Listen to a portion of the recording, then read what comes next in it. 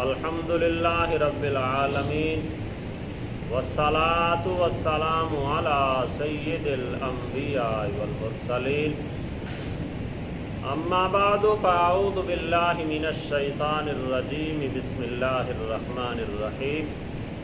ولا تنکحوا المشرکات حتی یؤمن وَلَأَمَةٌ مُؤْمِنَةٌ خَيْرٌ مِّن مُّشْرِكَةٍ وَلَوْ أَعْجَبَتْكُمْ وَلَا تُنكِحُوا الْمُشْرِكِينَ حَتَّى يُؤْمِنُوا وَلَعَبْدٌ مُؤْمِنٌ خَيْرٌ مِّن مُّشْرِكٍ وَلَوْ أَعْجَبَكُمْ أُولَٰئِكَ يَدْعُونَ إِلَى النَّارِ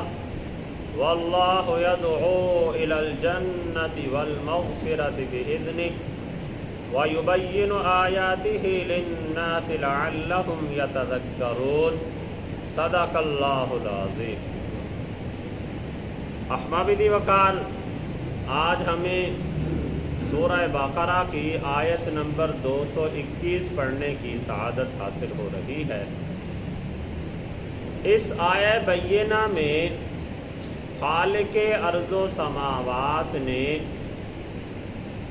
مومن مرد کے لیے مشرکہ عورت سے نکاح کرنے کی ممانعت فرمائی، اور اسی طرح مومنہ عورت کا مشرک مرد سے نکاح کرنے کے حوالے سے ممانعت فرمائی۔ ارشاد فرمایا کہ مومن مرد مشرکہ عورت سے نکاح نہ کرے، اور مومنہ عورت مشرکہ مرد سے نکاح نہ کرے۔ ارشاد فرمایا وَلَا تَنكِحُوا الْمُشْرِكَاتِ حَتَّى يُؤْمِنَّ،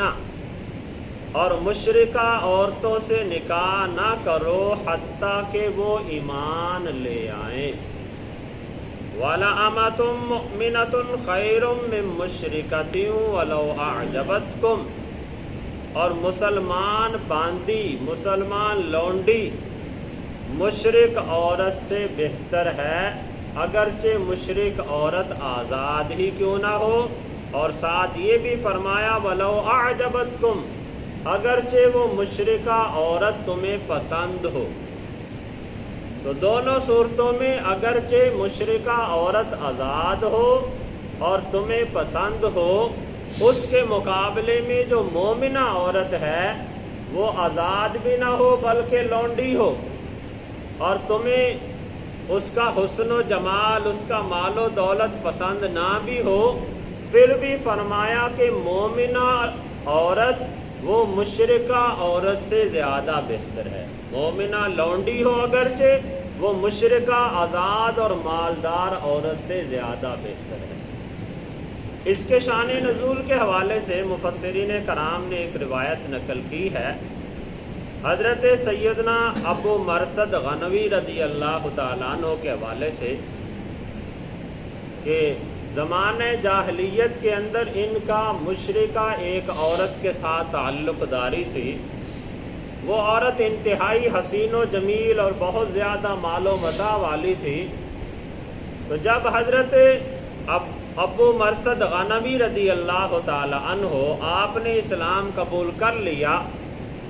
تو آپ کے اسلام قبول کرنے کے بعد بھی اس عورت نے حضرت ابو مرثد غنوی رضی اللہ تعالی عنہ کو اپنی طرف مائل کرنا چاہا۔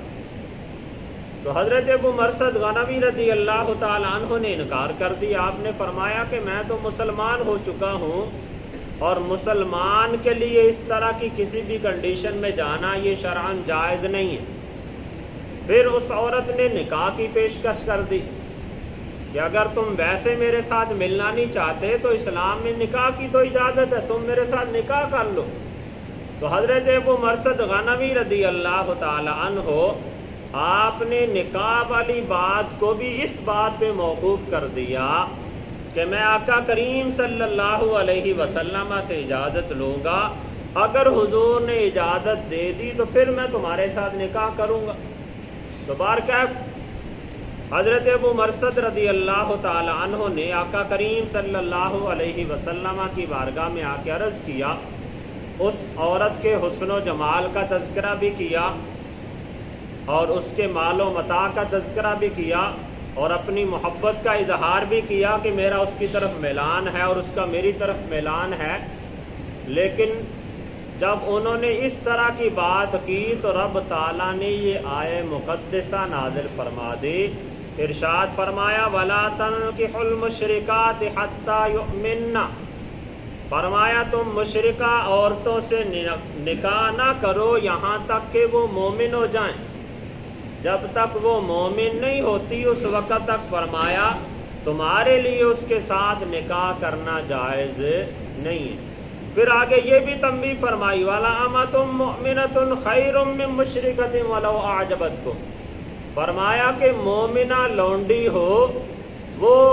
تمہارے لیے آزاد مشرکہ عورت سے زیادہ بہتر ہے، وہ مشرکہ عورت جسے تم پسند کرتے ہو۔ تو اس اعتبار سے مشرکہ عورت کے ساتھ نکاح کرنے کی کلی طور پہ صراحت کے ساتھ ممانعت آ گئی کہ کسی بھی مسلمان کے لیے مشرکہ عورت کے ساتھ نکاح کرنا یہ درست نہیں ہے۔ پھر اسی طرح آگے اس کا برعکس بھی بیان فرمایا، یعنی ایسا نہیں ہے کہ صرف مومن مرد کو مشرکہ عورت سے نکاح کرنے کی ممانعت ہو، بلکہ جیسے مومن مرد کے لیے مشرکہ عورت سے نکاح کرنا جائز نہیں ہے، درست نہیں ہے، ایسے ہی مومنہ عورت کے لیے مشرکہ مرد سے نکاح بھی درست نہیں ہے۔ تو اسے آگے اللہ جل شانہ نے ارشاد فرمایا وَلَا تُنْكِحُوا الْمُشْرِكِينَ حَتَّى يُؤْمِنُوا، اور اپنی مومنہ عورتوں کا مشرک مردوں سے نکاح نہ کرو حتیٰ کہ وہ ایمان لے آئیں۔ وَلَعَبْدٌ مُؤْمِنٌ خَيْرٌ مِّن مُّشْرِكٍ وَلَوْ أَعْجَبَكُمْ،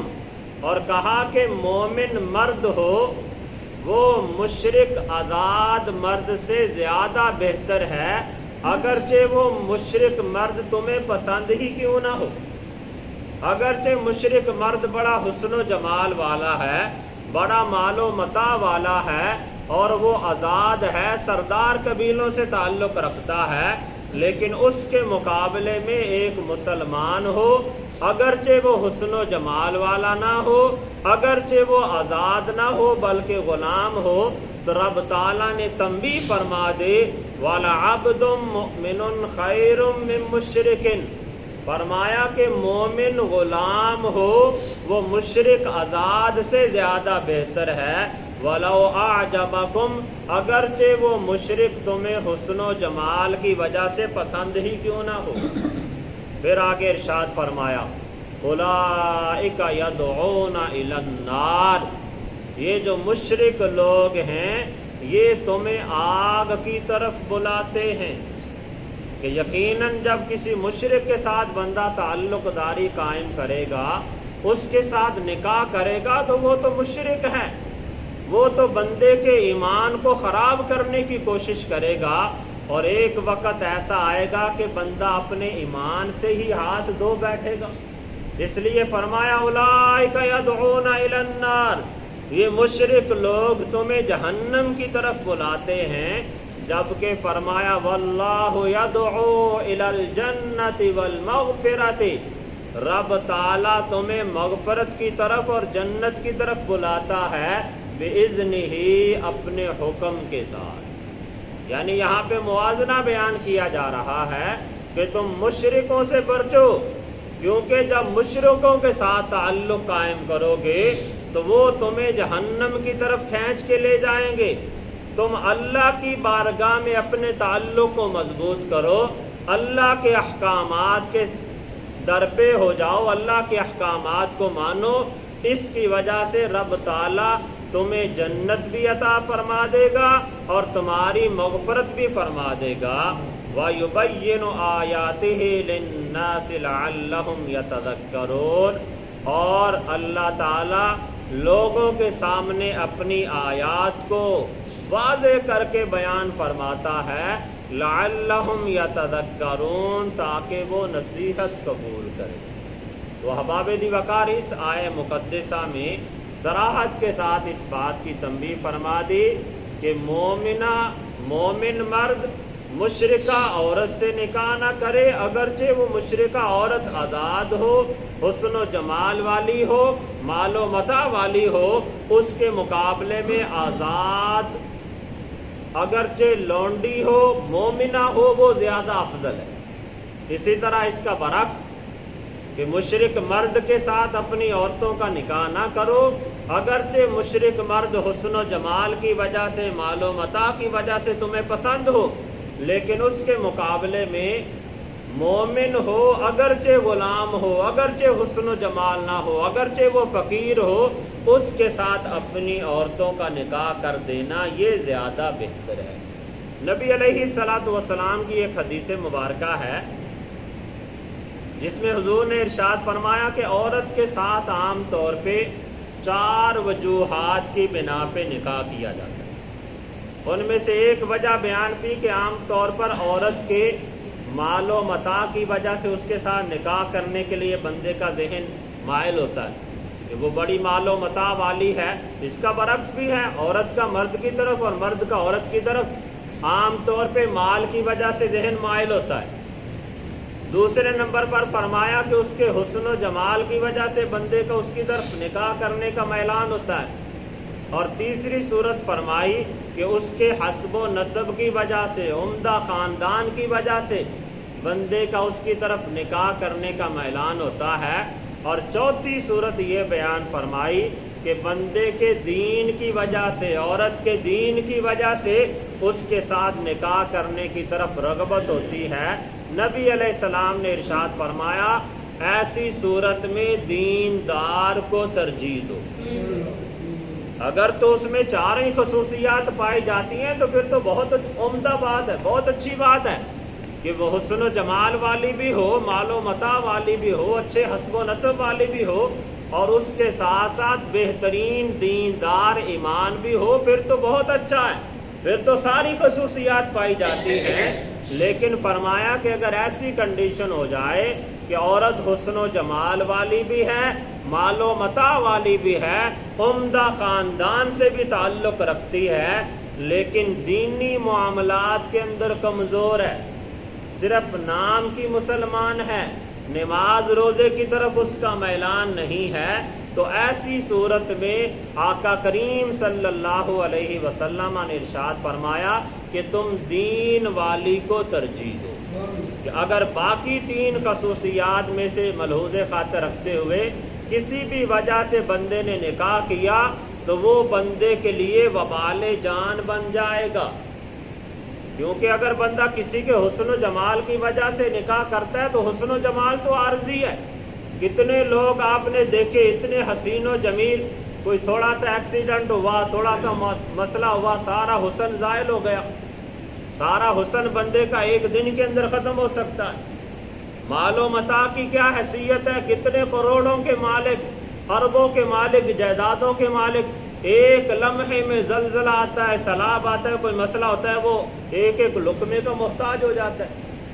اسی طرح بڑے عمدہ حسب و نسب والے، مراد یہ کہ بادشاہوں، وزیروں، مشیروں سے تعلق رکھنے والے کتنے لوگ آپ نے دیکھے ہیں کہ ایک دن وہ وزیر اعظم کے عہدے پہ فائد ہوتا ہے، دوسرے دن وہ جیل کی سلاخوں میں جیلیں کاٹ رہا ہوتا ہے۔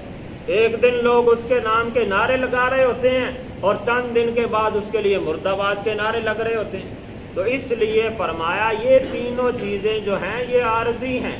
حسن و جمال عارضی ہے، رب تعالیٰ چاہے تو ایک لمحے میں ختم کر دے۔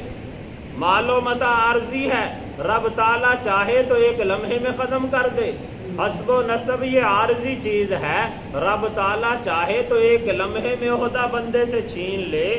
سب سے بہترین چیز دینداری ہے بندے کی، وہ ہمیشہ کے لیے قائم رہنے والی ہے، وہ دنیا میں بھی بندے کا ساتھ دے گی اور آخرت میں بھی بندے کا ساتھ دے گی۔ اس لیے فرمایا کہ تم دین کو ترجیح دو۔ جب دین کو ترجیح دو گے تو دنیا میں بھی عزت اور سرخروئی پا جاؤ گے اور آخرت کے اندر بھی عزت و آبرو پا جاؤ گے۔ اللہ تعالیٰ کی بارگاہ میں دعا ہے کہ رب تعالیٰ ہم سب کو عمل کرنے کی توفیق